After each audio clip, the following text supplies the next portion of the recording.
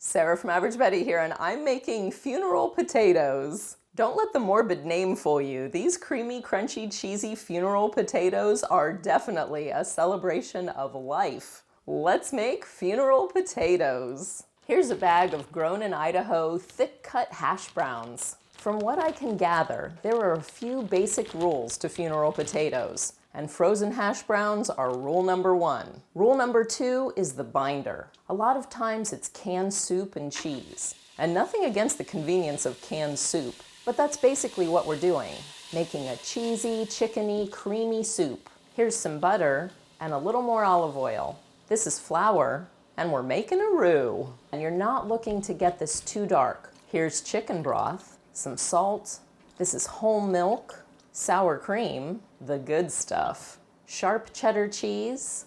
Now you can season this up more at your own risk. Add some spice or some veggies or meats, but I think a lot of people say don't mess with their funeral potatoes. Here lies dear old Aunt Sally Lou. She put spinach and tomatoes into the funeral potatoes, and that's just something you cannot do. But hey, it's your funeral. Add whatever you want. Here's my trusty 9x13 baking dish. It's like the invisible jet of the kitchen. Wonder Woman! Get all that in there.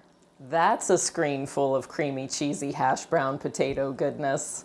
Another layer of cheese because... And now to mix up the obligatory funeral potato crunchy top. Rule number 3 for those of you keeping score at home.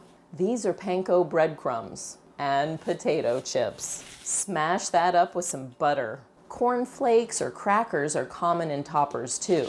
And by the powers vested in me, I'm gonna cover this and pop it into my preheated oven.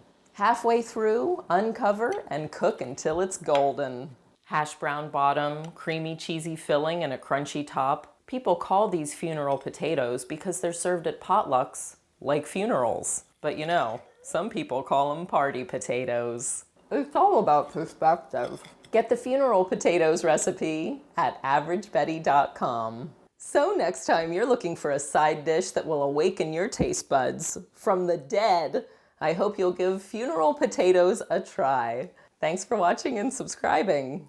See you next time. Funeral potatoes.